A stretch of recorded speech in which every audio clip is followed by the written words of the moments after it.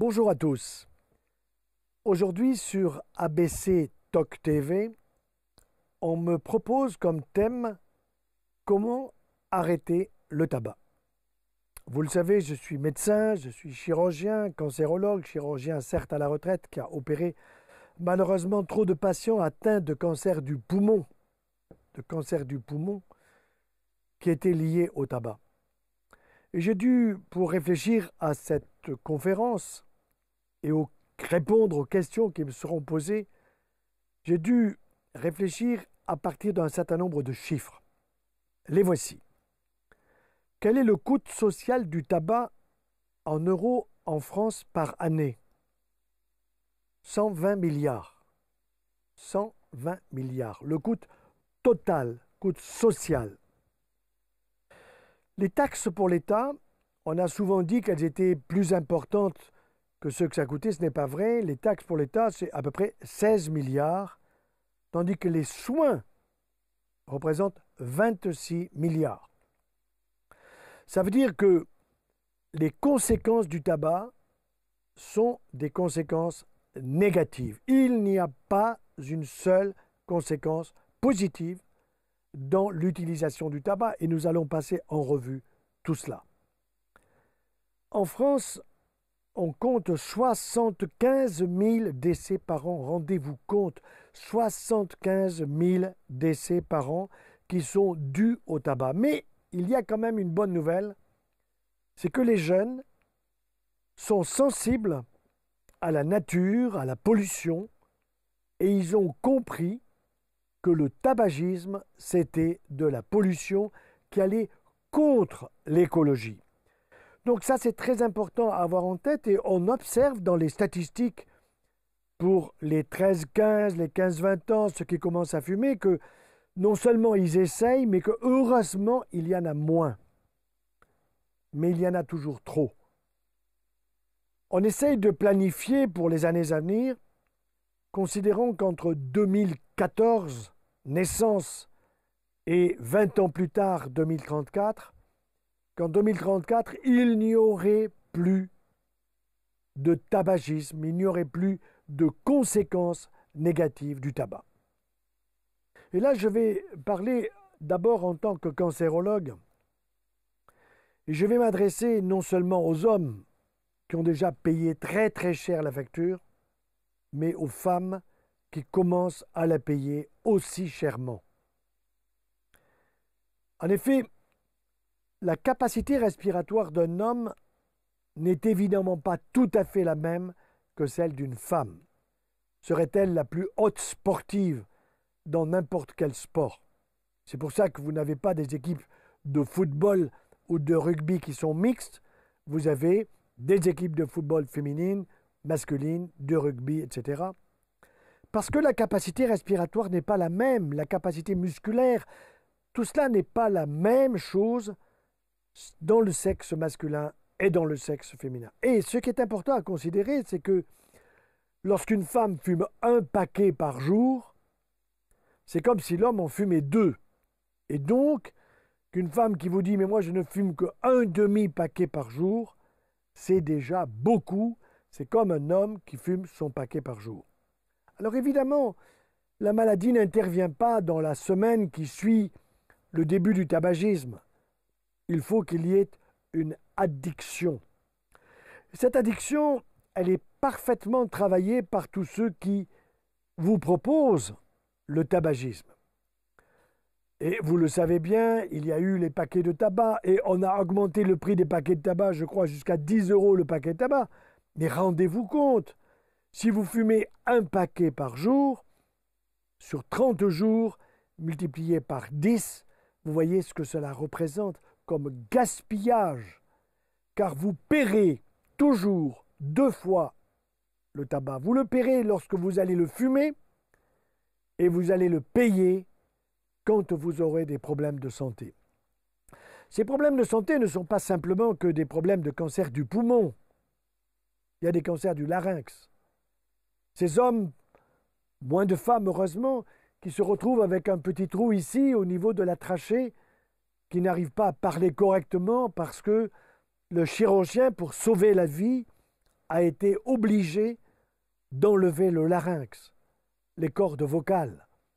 On ne peut plus chanter, on ne peut parler qu'avec difficulté en utilisant de l'air qui vient du tube digestif, de l'estomac, par une rééducation particulière. Donc, sachez bien que le tabac n'est pas simplement responsable des cancers des voies respiratoires. Ça veut dire la trachée, le larynx, la trachée, les voies pulmonaires, les bronches, les poumons. Mais il y a aussi les cancers de la zone otorhinolaryngologique. Ça veut dire des cancers de la langue, des cancers de l'amygdale, des cancers de toute cette zone qui créent des pathologies très sérieuses qui imposent de la chimiothérapie, de la radiothérapie qui est réalisée sur une zone qui est une zone de la gorge du carrefour aérodigestif. Et vous savez que nous avons 6 glandes salivaires, 2 parotides, une de chaque côté, 2 sous-maxillaires et 2 sublinguales sous la langue. Et à partir du moment où vous recevez un rayonnement, une radiothérapie centrée sur la zone parce qu'il y a un cancer sur la langue, sur l'amygdale, sur la joue, eh bien, vous allez avoir un assèchement des glandes salivaires et vous allez chercher votre salive que vous ne trouverez plus ou pas ou peu. C'est extrêmement désagréable. Vous allez perdre le goût, vous allez perdre des sensations tellement importantes car notre palais des saveurs, j'aime beaucoup cette expression du palais des saveurs et des odeurs bien sûr, c'est un palais de plaisir, de l'alimentation, des boissons, des bons vins, des bons cafés, du bon chocolat, etc. Donc, à personne on ne peut conseiller de commencer avec le tabac. Alors comme je l'ai dit, les jeunes sont peut-être un peu plus raisonnables que les anciens. Mais il y a aussi les cigarettiers. Et les cigarettiers, ce sont des gens extrêmement intelligents qui, eux, veulent que vous soyez des consommateurs.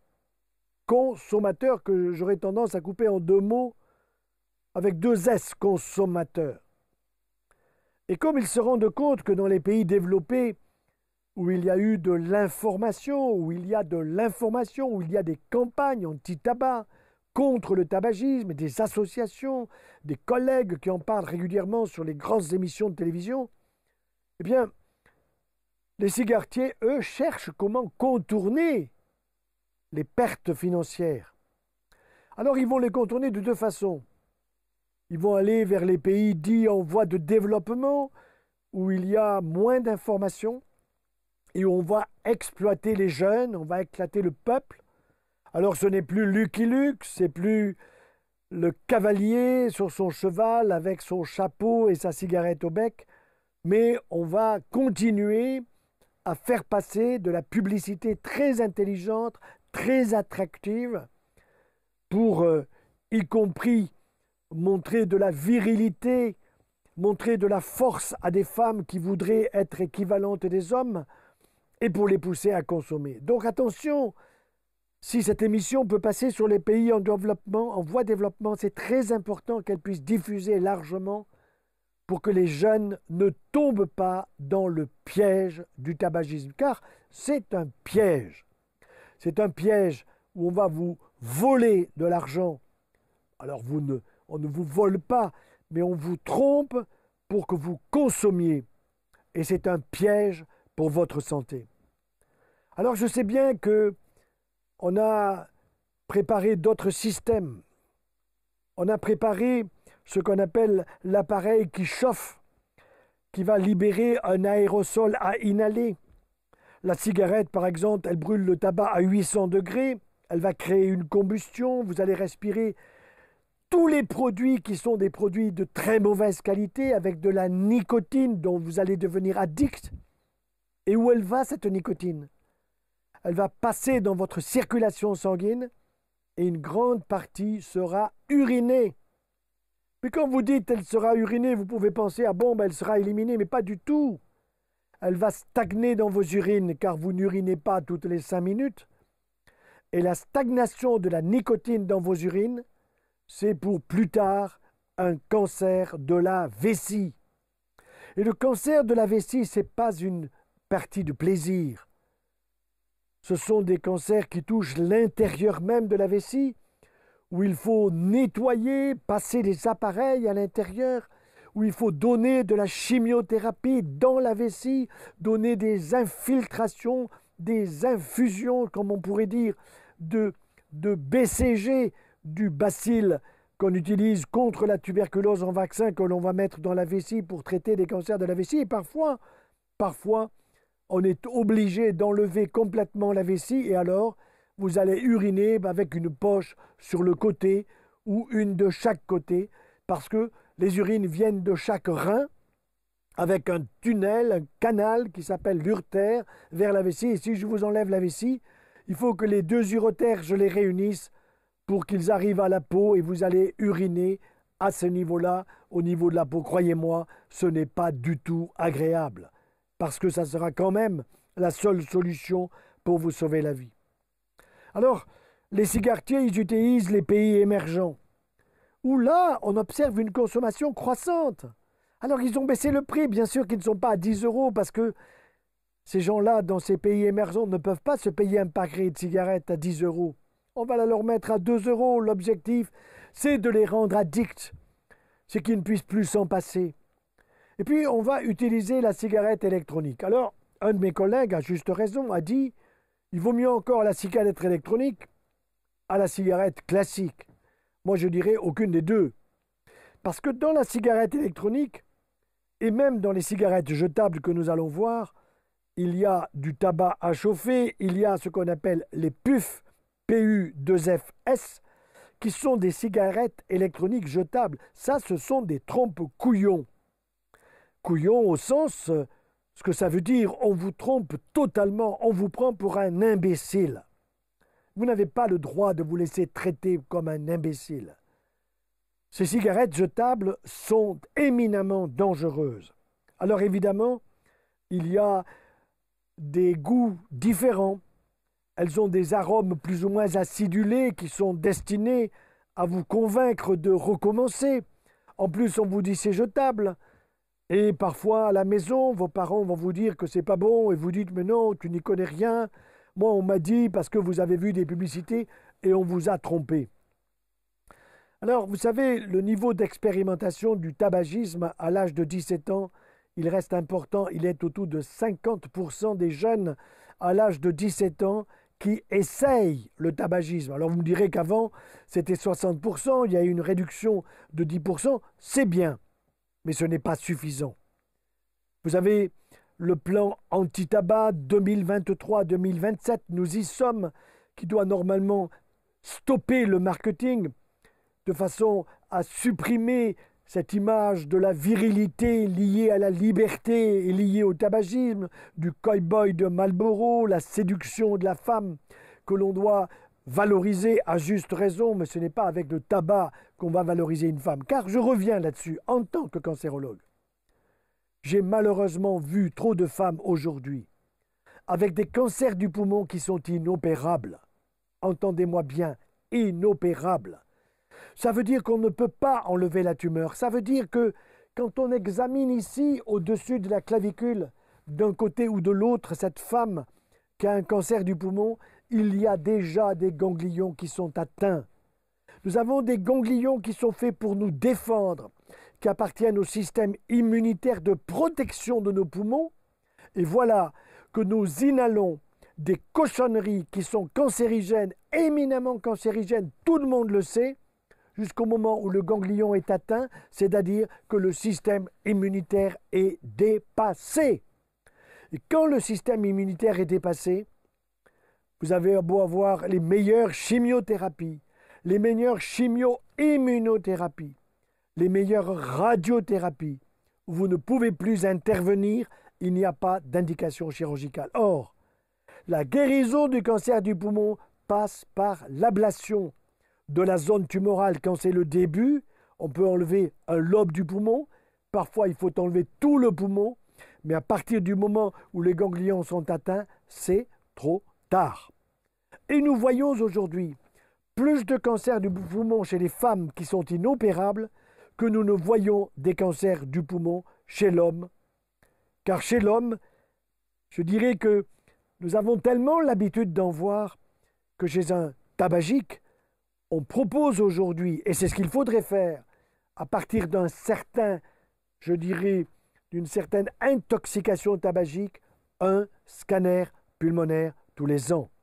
Je n'ai pas dit une radiographie pulmonaire parce que la radiographie pulmonaire, si on fait une radiographie du poumon, n'oubliez jamais qu'il faut la faire de face et de profil. Parce que vous pouvez avoir une tumeur qui est cachée derrière le cœur et sur une radio des poumons de face, vous ne verrez pas la tumeur parce qu'elle est cachée par le cœur. Il faut le profil, la radiographie de profil pour le voir. Donc le mieux, tout tabagique qui a dépassé 10 ans de tabagisme et auquel évidemment je conseille d'arrêter, et d'arrêter le plus tôt possible, il faut lui faire un scanner régulier du poumon.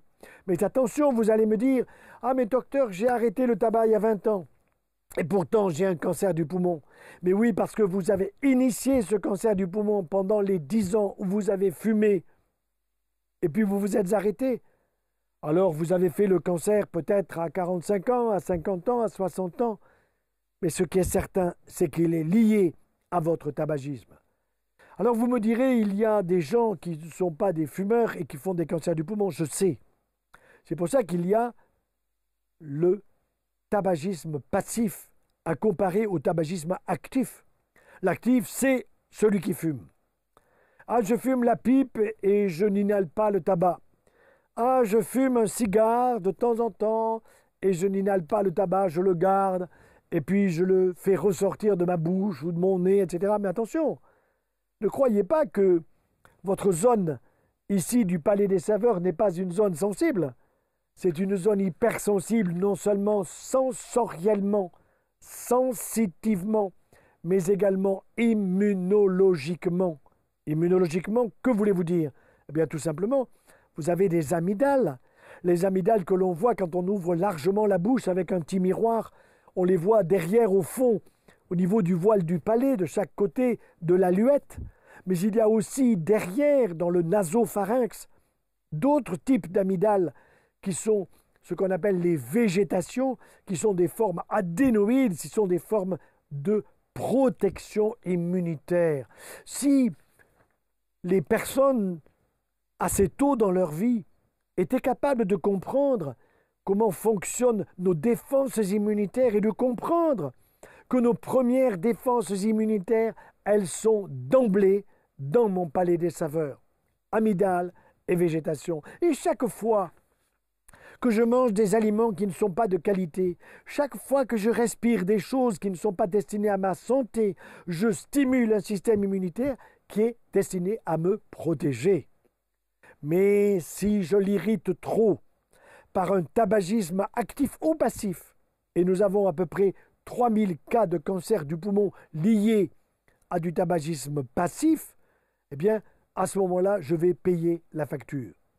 Mais au-delà de ces troubles respiratoires, de ce cancer de la vessie éventuel, de ce cancer de l'urétère, de ce cancer des voies urinaires liés au tabac, il y a aussi les accidents cardiovasculaires. Il y a aussi les maladies neurodégénératives, Parkinson, Alzheimer, également des maladies que l'on connaît chez des personnes plus jeunes où on retrouve des excès de consommation de tabac chez les gens jeunes qui peuvent développer des scléroses latérales amyotrophiques, des scléroses en plaques.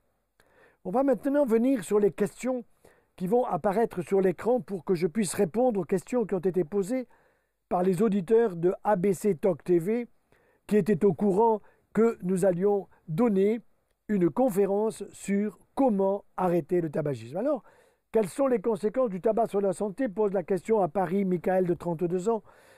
Bien écoute, Michael, ces conséquences, elles sont très néfastes. Il n'y a pas une seule conséquence positive pour ta santé. Ça, tu te mets ça déjà tout de suite dans la tête. Et deuxièmement, tu penses à tes voies respiratoires, à tes voies urinaires, tu penses à plus tard. Mais non, tu dis pas plus tard, on sait qu'aujourd'hui déjà à 32 ans, on pense à sa retraite. à 60 ans, 62 ans, 64 ans, je dirais, le sujet n'est pas là. Le sujet est que tu paieras la facture des conséquences du tabac sur ta santé, tu les paieras chèrement.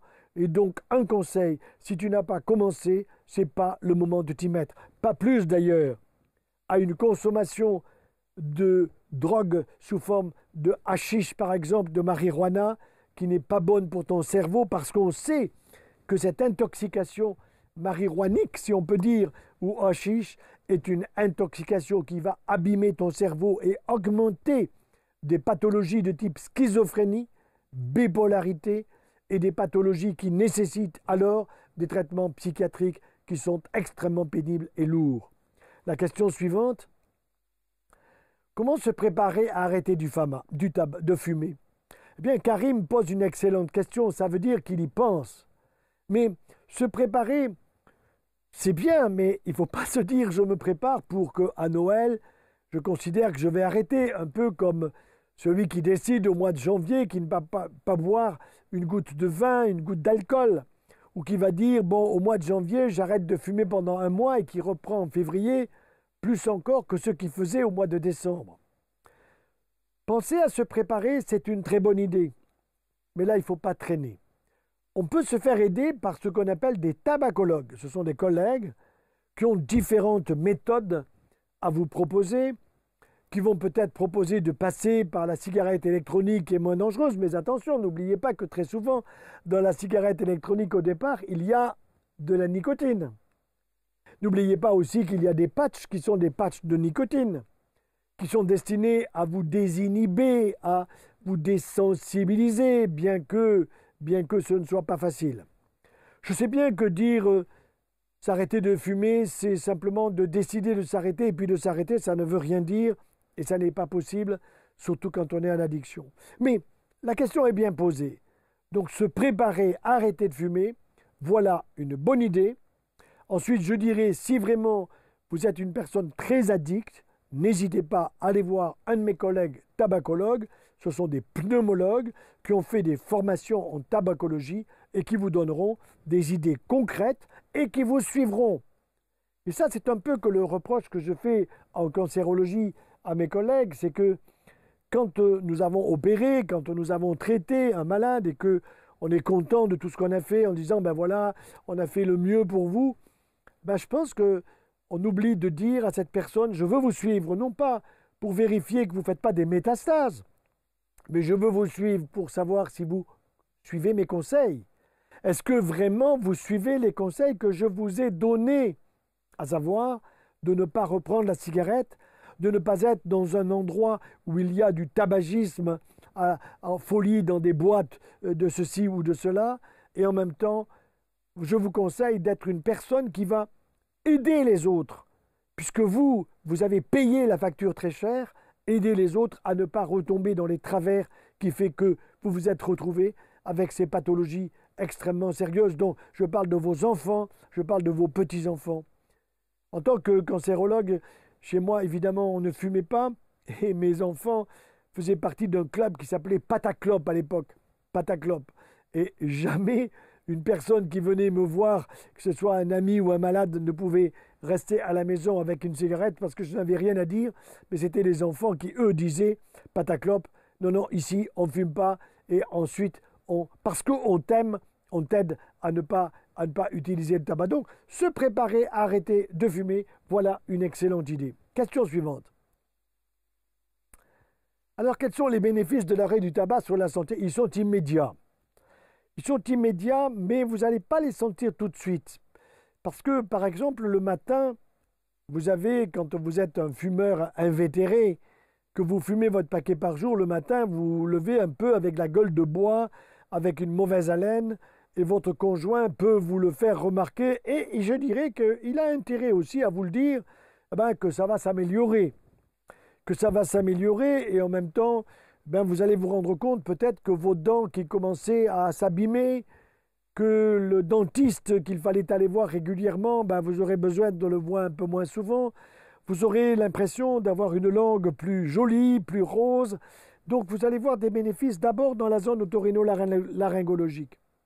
Mais évidemment, ces bénéfices il va falloir les analyser. Et vous pouvez les analyser justement avec votre tabacologue, lequel va vous faire comprendre que la technique qu'il vous a donnée pour vous aider à arrêter est peut-être la bonne, ou bien qu'il va peut-être en changer ou aller crescendo, de telle façon que la quantité de nicotine que vous prenez, que vous preniez après l'arrêt du tabac, puisse encore se réduire, pour jusqu'à aller à un arrêt définitif. Donc les bénéfices, vous l'aurez aussi, moins de brûlures de la région entre l'ésophage et l'estomac, ce qu'on appelle les reflux. Les reflux gastro-ésophagiens ne sont pas bons. Le reflux gastro-ésophageien, c'est du liquide acide qui est dans notre estomac, qui va remonter vers l'ésophage. Or, l'ésophage, il reçoit normalement une salive qui a un pH alcalin, c'est-à-dire qui a un pH autour de 7 à 8, alors que le liquide dans l'estomac, c'est un liquide acide chlorhydrique, qui est à un pH 4. Et quand le liquide qui est dans l'estomac remonte vers votre ésophage, évidemment, vous allez brûler votre ésophage. Alors au début, ça vous brûle, ça vous fait mal, on va vous donner un traitement, et puis un beau jour, ça a tellement brûlé que vous ne sentez plus rien. Et c'est à ce moment-là que vous risquez de développer un cancer de la jonction entre l'ésophage et l'estomac. Un cancer, on dit, de la région du cardia, parce que c'est cette zone qu'on appelle le cardia, entre l'ésophage et l'estomac. Donc vous voyez, le tabagisme, c'est les voies respiratoires, on en a longuement parlé, la vessie, les voies urinaires, mais aussi, on le voit, des problèmes de la jonction ésogastrique, en plus des accidents cardiovasculaires, des maladies neurodégénératives. Question suivante. Quelles sont les techniques pour arrêter de fumer? Lesquelles sont les plus efficaces? Alors, je ne suis pas tabacologue, comme je vous le disais, et je pense que ces techniques, elles sont nombreuses aujourd'hui, et il y a des laboratoires qui, je dirais, ont mis au point des techniques qui ne sont pas les techniques des cigarettiers, bien sûr, sauf que les cigarettiers vont vous faire croire que en passant à une cigarette électronique jetable, vous allez vous en sortir plus facilement. Ne croyez surtout pas ça, parce que la cigarette électronique jetable, il y a une quantité de nicotine calculée pour que vous soyez le plus vite possible addict, et je crois qu'elle vaut dans les 5 à 8 euros. Alors évidemment, vous me direz 5 euros, c'est rien du tout. Non, c'est beaucoup, 5 euros, surtout si vous le faites tous les jours. Regardez ce que ça représente, 5 euros tous les jours pour une cigarette électronique, et où vous avez de toute façon à l'intérieur du tabac. Alors, ce sont les puffs, là, dont je vous parlais, et qui sont arrivés de Chine. Les Chinois nous veulent-ils du bien? Ça, je n'en suis pas si sûr. Et évidemment, une cigarette, 5 fois plus si elle vient de Chine. Il y a du plastique, il y a des batteries au lithium, il y a des super déchets toxiques. Enfin, c'est une catastrophe absolue. Ne touchez pas à ces choses-là. Alors, le ministre de la Santé vient de se réveiller. Comme toujours, il se réveille quand le danger est passé. Il fallait l'interdire immédiatement. Et il envisage de l'interdire. Ça veut dire qu'à partir du moment où il va envisager l'interdire, d'une certaine façon, il va pousser à la consommation. Alors il ne le fait pas exprès, mais ce n'est pas en interdisant qu'on obtient. Il fallait interdire l'entrée de ces cigarettes électroniques sur notre pays, mais ça a été fait au niveau européen, ça a été fait au niveau de notre pays, et ce sont des erreurs que nous payons et que nous paierons gravement dans le domaine de la santé. Question suivante. Comment gérer les envies de fumer après l'arrêt du tabac? Alors là, moi je réponds avec un mot, c'est le chocolat. Ne croyez pas que le chocolat va vous faire prendre du poids, sauf si c'est du chocolat au lait, sauf si vous prenez un chocolat qui contient une quantité de sucre évidemment importante. Prenez donc un chocolat qui n'est pas à croquer. Ah, qu'est-ce que ça veut dire? Si vous mettez du bon chocolat sur votre langue, il ne va pas durer longtemps. Il est tellement bon que vous allez le croquer, c'est pour ça que ça s'appelle le chocolat à croquer. Et l'ayant croqué, il va dans l'estomac. L'estomac ne vous parle pas du goût du chocolat, mais par contre, votre langue vous dit « il m'en faut un peu plus, il m'en faut un peu plus, et il m'en faut un peu plus », et vous allez y passer la plaque. Donc si vous avez un chocolat au lait ou un chocolat avec peu de cacao et beaucoup de sucre, évidemment, vous allez prendre du poids. Alors que faut-il faire? Voilà la clé. Vous prenez votre carré de chocolat, qu'il soit grand carré ou petit carré, vous le coupez en deux. Pourquoi en deux? Parce qu'il va y avoir un de chaque côté. Et vous allez le glisser entre la gencive et la joue.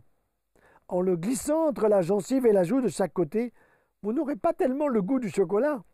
Vous allez amener votre bout de langue sur le chocolat pour savoir s'il y est. Oui, il a le goût du chocolat et j'ai envie de le mettre sur la langue. Faites pas ça. Laissez-le fondre. En le laissant fondre, qu'est-ce qui va se passer? Eh bien, l'arôme du cacao va monter derrière votre palais des saveurs et vous allez sentir l'odeur du chocolat, l'arôme du chocolat, du cacao. Préalablement, vous avez pris le carré de chocolat avant de le couper en deux et vous l'avez senti. Ah oui, ça sent bien le chocolat. Vous n'êtes pas dans un Covid long où vous avez perdu le goût et l'odorat. L'anosmie, quand on perd l'odorat. Ou l'agueusie, quand on perd le goût. Donc ce qui va se passer, c'est que ces carrés de chocolat que vous allez mettre de côté, peut-être dans la journée, il vous en faudra 4 ou 5. Un demi de chaque côté, et vous allez laisser faire. Et ce goût du chocolat, cet arôme du chocolat, va vous permettre de ne plus penser à votre arrêt du tabac. Vous allez remplacer, tout simplement, cette envie de fumer par l'envie de mettre des demi-carrés de chocolat entre la gencive et la joue de chaque côté, et encore une fois, par sur la langue. Alors vous en avez un qui est excellent et que j'ai essayé X fois, puisque j'ai écrit un livre avec un maître chocolatier, Jean-Claude Berton, qui s'appelle « Se soigner avec le chocolat ». C'est lui qui m'a appris tout ça d'ailleurs, et je lui en suis très très reconnaissant. Il joue un rôle de toubib, je dirais, de médecin, en donnant ce conseil avec un chocolat spécial qu'il a fabriqué, qui s'appelle Oméga Choco. Pourquoi oméga? Parce qu'il y a des oméga 3, et que les oméga 3, ce sont des acides gras essentiels qui sont utiles à notre cerveau, qui évidemment, quand l'oméga choco aura fondu dans mon palais des saveurs, eh bien il va suivre la salive, il va passer dans l'estomac, dans le tube digestif, et l'acide gras essentiel oméga passera dans notre sang, où il a un rôle très important à jouer au niveau de nos neurones en particulier, puisque cet oméga 3 est un acide gras essentiel du système nerveux central, c'est-à-dire de l'encéphale, de cervelet en arrière, mais aussi de la moelle épinière. Donc, je dirais que comment gérer les envies de fumer après l'arrêt du tabac? Je réponds un mot: chocolat, mais attention, c'est pas chocolat à croquer, et ça sera du 90%, du 80%, du 100%. Ah oui, c'est amer, d'accord, mais si c'est amer, ne le mets surtout pas sur la langue, parce que si vous le mettez sur la langue, là, ça sera trop amer. Laissez-le, comme je vous ai dit, entre la gencive et la joue. Question suivante. Quels sont les moyens pour réduire le stress et l'anxiété pendant la période d'arrêt du tabac? Bon, alors d'abord, Bruno, de 61 ans à Bordeaux, il a parfaitement compris que s'il décide d'arrêter, il se dit « je vais être stressé », parce que ça veut dire que le tabac, la cigarette, m'aidait à réduire mon stress.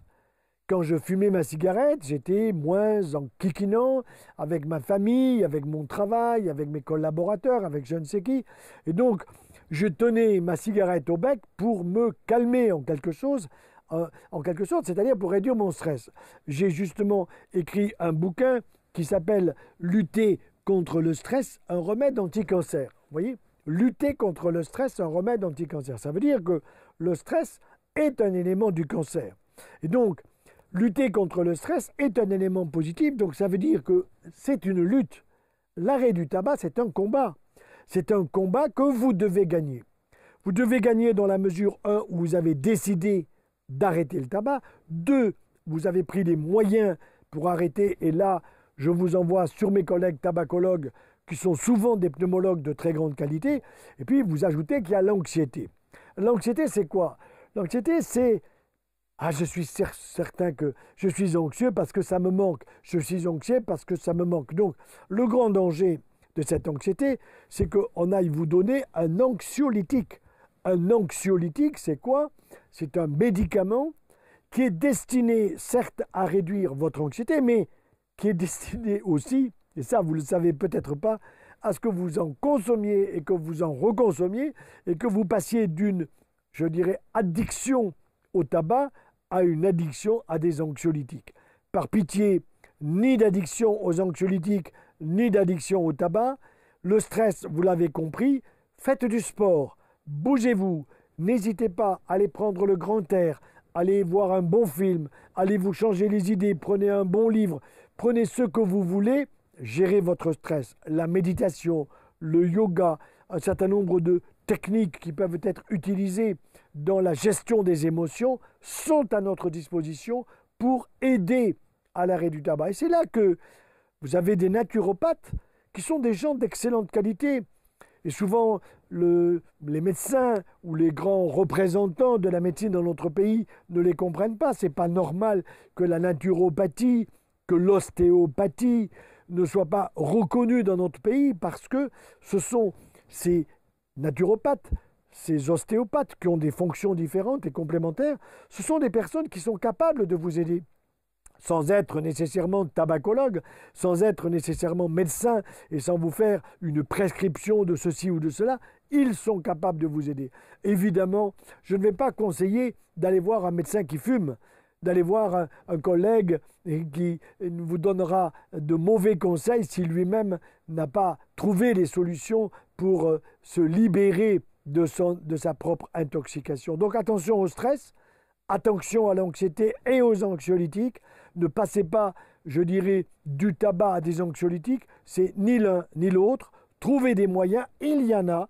Et vous avez des personnes qui sont parfaitement capables de vous aider sans être nécessairement des médecins, sans qu'il y ait des ordonnances et ceci ou cela pour vous aider à véritablement être dans l'arrêt du tabac qui deviendra pour vous définitif et vous ne le regretterez jamais. Question suivante. Comment rester motivé et persévérer dans l'arrêt du tabac malgré les difficultés? Vous voyez, c'est Lucie qui a 27 ans. Ça veut dire que Lucie, elle a peut-être commencé probablement vers l'âge de 17 ans. 17 ans, 27 ans, elle a 10 ans de tabagisme. C'est énorme. C'est énorme pour un corps de 27 ans qui n'est pas encore en train de vieillir. Mais sachez que le tabac vous fait vieillir avant l'heure. Vieillir quoi? Vos poumons, votre peau, vos dents, votre système immunitaire. Tout ce qui est absolument essentiel à votre santé, voilà qu'il va vieillir avant l'heure. Or, le cancer, nous le verrons dans une autre émission, c'est aussi une forme de vieillissement prématuré. Que vous ayez un cancer du poumon à 100 ans, je ne crains rien pour votre vie parce que c'est la fin et elle va être naturelle. Vous ferez peut-être 104, 105, 106, mais ce n'est pas le cancer du poumon de cet âge-là qui va vous détruire. Par contre, si vous avez 10 ans de tabac entre 17 et 27 ans, ah là là, vous allez payer la facture entre 40 et 55 ans. Arrêtez sans tarder. Alors restez motivé et persévérez. 27 ans, vous êtes amoureuse. 27 ans, vous ne vivez pas toute seule. Vous avez des copains, vous avez des copines, vous avez des amis. Donc, essayez de trouver des gens qui peuvent vous aider. Ce n'est pas nécessairement en aller voir un médecin, en ayant des ordonnances de ceci ou de cela. Bon, vous avez le chocolat dont je vous ai parlé, mais très souvent, la jeune fille, la jeune femme, Lucie va vous dire « Ah oui, mais je ne veux pas prendre du poids, tout ça. » Mais ce n'est pas le chocolat qui vous fera prendre du poids. Ce qu'il faut prendre du poids, c'est les yaourts, c'est le fromage, c'est le lait, c'est les crèmes glacées, c'est les viandes rouges, c'est les charcuteries. Et c'est le fait que vous ne faites pas assez de sport. L'activité physique est absolument fondamentale. Et si vous voulez véritablement persévérer dans l'arrêt du tabac, essayez de faire un transfert pour une activité physique avec des camarades, non pas pour faire la course, non pas pour faire des marathons ou des semi-marathons, mais pour avoir une activité physique qui soit compatible avec votre état de 27 ans pour que vous puissiez définitivement retrouver la santé pour ne pas payer trop cher ce que vous avez vécu entre 17 et 27 ans. Question suivante. Mon fils de 16 ans commence à fumer des cigarettes électroniques. Ah, comment faire pour l'en dissuader alors qu'il m'affirme que ce n'est pas du tout dangereux? Eh bien, Madame Maria de Narbonne, elle a donc un fils qui a 16 ans. Et ce fils de 16 ans, évidemment, il écoute ce qu'on dit. Il a vu des publicités, quoique ces publicités sont normalement interdites. Mais elles arrivent à passer sous la forme d'interviews par d'autres camarades qui disent que la cigarette électronique, que le puff, c'est sans danger, pas du tout, donc aucun danger, donc on peut y aller. Tout ça, ce sont des erreurs, ce sont des mensonges. Et la maman, évidemment, elle ne va pas être écoutée, peut-être pas plus que le papa, surtout si le papa a fumé. Si le papa il a 60 ans et qu'il a fumé quand il avait à peu près l'âge de son fils et que pour l'instant il va bien. Bon, donc, c'est pas dans la famille qu'on va trouver la solution. Je ne suis pas certain non plus que ce soit à l'école qu'on trouvera la solution. Et ce n'est pas non plus autour des camarades qui justement passent à l'un et à l'autre la cigarette électronique, justement pour que le jeune de 16 ans puisse essayer. Ce qu'il faut, c'est lui supprimer l'argent qui lui fait acheter déjà la cigarette électronique. Seulement, si cet enfant, vous lui donnez, je ne sais pas, 15 euros, 20 euros, 30 euros, 50 euros par mois, évidemment, vous êtes en train de le pousser à acheter des cigarettes électroniques. Donc, déjà, il y a cette façon-là par le côté pognon, le côté argent.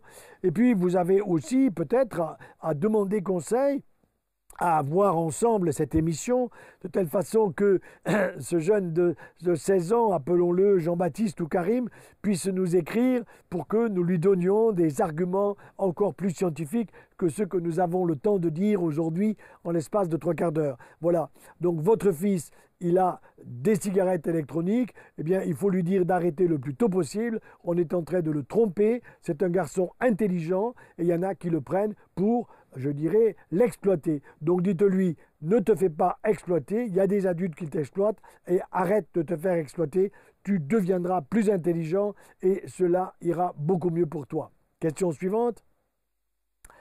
Alors, que veut dire un paquet année? Oui, voilà une question, Giovanni à Paris, 22 ans, qui pose cette question.